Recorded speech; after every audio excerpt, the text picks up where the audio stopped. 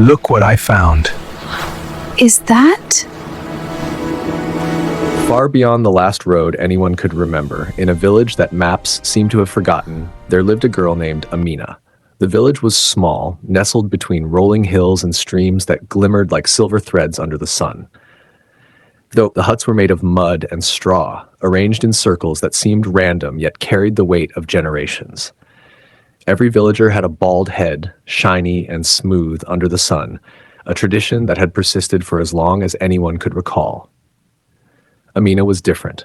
She had hair, long, dark, and thick, that fell in soft waves past her shoulders. From the moment she was born, her mother knew that her daughter's life would be anything but ordinary. Her childhood was quiet, filled with whispered warnings and cautious glances from neighbors. Children stared at her hair with a mix of awe and fear, and adults quickly averted their eyes, unsure whether to be proud or wary. She learned early to move carefully, to speak softly, and to carry herself with humility. Her mother taught her that her hair was a gift and a burden, a symbol of destiny that must be respected. "Your life will be different," she said. "People may fear what they do not understand. You must always walk with your head held high, but your steps gentle." As Amina grew, the villagers murmured among themselves about her hair and the way it caught the sun, a living contrast to the baldness that defined the community. Despite their unease, they respected the traditions that had guided them for generations. Marriages were arranged by the elders, and every child knew the path that would likely be theirs, determined long before they reached adulthood. When Amina reached marriageable age, it was the elders' decision that shaped her future. She was to marry a man named Samuel, a resident on the far edge of the village, known for his quiet nature and modest means. To the villagers, he was poor and unremarkable, someone who could provide only the simplest comforts. They thought her life would continue in modest obscurity, but fate had other plans. Amina met Samuel for the first time on the day of their marriage. He was tending his small garden, hands calloused from years of labor, his face calm and composed, his eyes dark but gentle. He did not speak much, and the villagers had long considered him unremarkable. Yet there was something in his presence that made Amina pause. He did not seem poor to her in spirit. There was a quiet dignity that suggested depth beyond appearances. The wedding itself was humble. There were no grand feasts, no elaborate decorations, only the essential rituals, prayers, and blessings from the elders who ensured tradition was upheld. The villagers watched silently, some with pity, others with suspicion, as the young couple was united.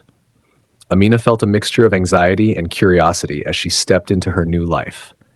Her heart was cautious, but she carried herself with the poise her mother had taught her, knowing that her path would not be easy. Living with Samuel was a lesson in patience and observation. His home was simple, with few possessions, yet he maintained everything with care. Meals were prepared thoughtfully, even with limited resources, and repairs were made meticulously. Every action he took reflected discipline, respect, and attention to detail. Amina found herself quietly admiring the small gestures that others in the village had overlooked. She began to sense that Samuel's worth was measured not by money, but by the integrity with which he lived his life. Slowly, a sense of comfort and trust developed between them. Samuel treated her with a kindness that was uncommon in the village, and she felt herself relaxing into the rhythm of their shared life. Whispers began to spread through the village, subtle at first, then growing louder. People speculated about Samuel's trips to the city, the occasional gifts he received from unknown sources, and the quiet manner in which he handled money and possessions. Some villagers doubted, others were jealous, and a few feared that Amina had been placed in a position of subtle privilege she did not deserve. Amina, though curious, said little. She trusted Samuel and focused on observing his actions rather than the gossip surrounding them. One evening, after tending the small garden together, Samuel led her along a narrow path behind his house. She had walked this path many times, but had never noticed where it ended. The path wound through dense foliage, the air thick with the scent of wildflowers and earth. At the end of the path, a grand house emerged from the darkness. Its walls gleamed softly in the fading light, windows reflecting the last rays of the sun. Amina stood in shock. "This is yours," she whispered, unable to contain her astonishment. Samuel shook his head with a smile. It belongs to my family. I chose to live here, quietly, to escape the pressures of wealth until I found someone who sees me, not the fortune. Her mind raced. The quiet, humble man she had married was not poor at all. He had hidden his wealth, not out of shame, but out of a desire to live a life free from expectations. Amina realized then that every act of patience, every gentle word, every careful gesture had been possible because of a quiet abundance that had never needed to be flaunted. She felt a mixture of relief, wonder, and fear. The secret could not remain hidden forever, she knew, and the consequences of discovery could be unpredictable. Yet she also felt a surge of pride. She had married a man of substance, integrity, and wisdom, qualities far more valuable than gold or jewels. As the days passed, the balance of secrecy and daily life became a delicate dance. They continued to live modestly in the village, interacting with neighbors and maintaining appearances. Amina found herself observing not just the villagers, but Samuel's habits, learning from his quiet intelligence and measured actions. Occasionally, she would glimpse the opulence of the house behind the trees, a reminder of the hidden world that lay beyond the village.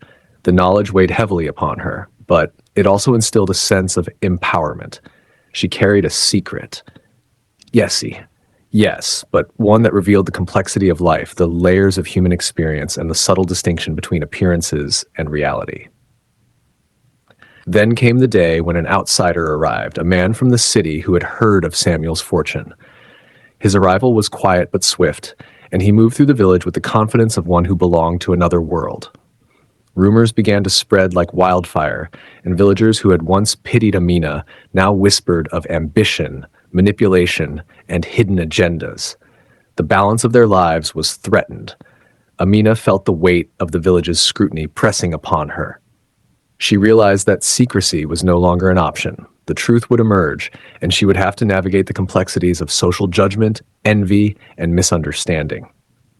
One evening, under the soft glow of the moon, Amina and Samuel sat together in the small courtyard. She asked him what they should do, her voice trembling slightly. "We face it together," he replied.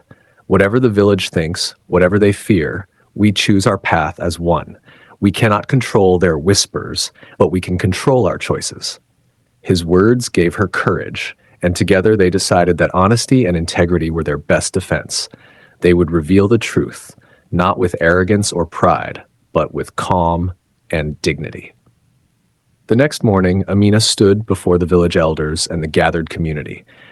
Her hands were steady, her voice clear. She told them everything about Samuel's secret wealth, about the life they had chosen to live quietly, and about her decision to remain in the village, embracing humility while acknowledging the hidden abundance that surrounded her. Gasps rippled through the crowd. Some eyes widened in shock, others narrowed in suspicion. Yet, gradually, understanding began to emerge.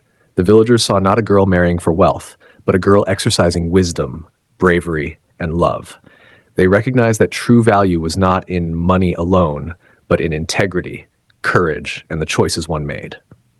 From that day forward, Amina's life transformed in subtle but profound ways. She remained in the village, living simply yet consciously aware of the wealth and opportunity that lay just beyond the boundaries of the familiar. She and Samuel became a quiet force of guidance and inspiration, showing the community that humility and prosperity need not be in conflict.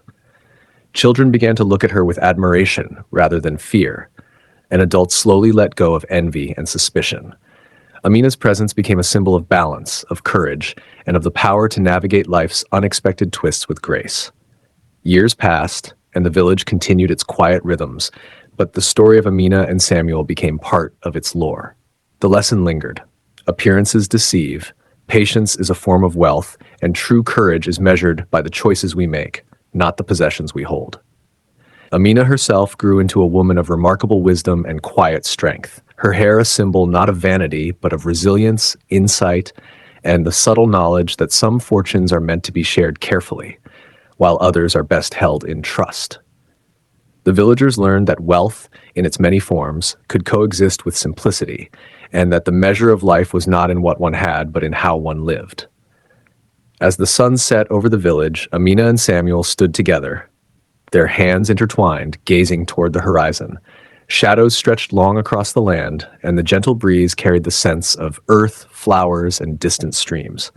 The world beyond the village waited, vast and unpredictable.